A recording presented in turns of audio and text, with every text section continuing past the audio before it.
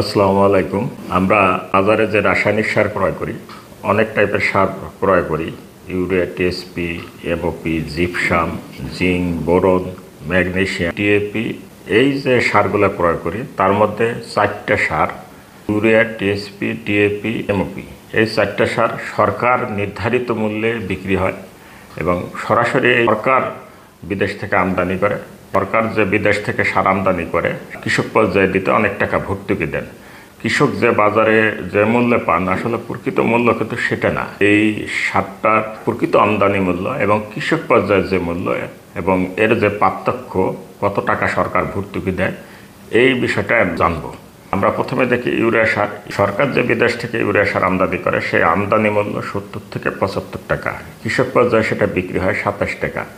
তার মানে যদি এটা বিয়োগ করেন তাহলে 43 থেকে 48 টাকা কিন্তু সরকার ভর্তুকি দেয়। ডিএপি সারে দেখি, ডিএপি সারের আমদানি মূল্য 100 থেকে 105 টাকা, বাজারে কৃষক পর্যায়ে বিক্রি হয় 21 টাকা। তাহলে 79 থেকে 84 টাকা সরকার কিন্তু ভর্তুকি দেয়।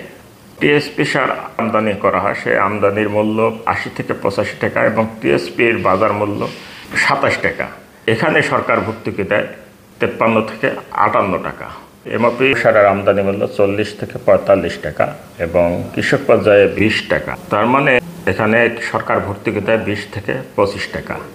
আসলে রেঞ্জ ধরে বলার কারণ সারের আমদানি মূল্য আন্তর্জাতিক বাজারের উপর নির্ভরশীল এবং এটা প্রতিনিয়ত পরিবর্তন হয়। তা কৃষক ভাইরা, আপনারা জানবেন যে আপনারা যে আসলে যে সারটা আপনি জমিতে ব্যবহার করেন, দেখতেছেন যে সরকার কত টাকা এই সারটাতে ভর্তুকি দিচ্ছে। আপনি যে টাকায় সারটা কিনছেন, ঠিক সেই সারটা সেই মূল্য কিন্তু আপনি কিনছেন না, সরকার আপনাকে ভর্তুকি দিয়ে ওই মূল্যে দিচ্ছে, যাতে আপনি কৃষিক্ষেত্রে সার ব্যবহার করে আপনি আবাদ করতে পারেন, আপনি ফলন তুলতে পারেন। কৃষক ভাইরা যারা আছেন তারা একটু চিন্তা করবেন যে আসলে জমিতে কোন সার আপনার কতটুকু দরকার।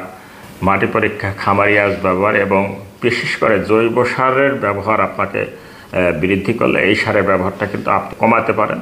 এবং কমালে সরকার যে বিদেশ থেকে প্রচুর পরিমাণে সার আমদানি করে ভর্তুকি দিচ্ছে, বৈদেশিক মুদ্রার অপচয় হচ্ছে, সেই বৈদেশিক মুদ্রাটা কিন্তু আপনারা কমাতে সাহায্য করতে পারেন। তো আমি আশা করব এই সারগুলো সম্পর্কে আপনাদের সচেতনতা সৃষ্টি হবে।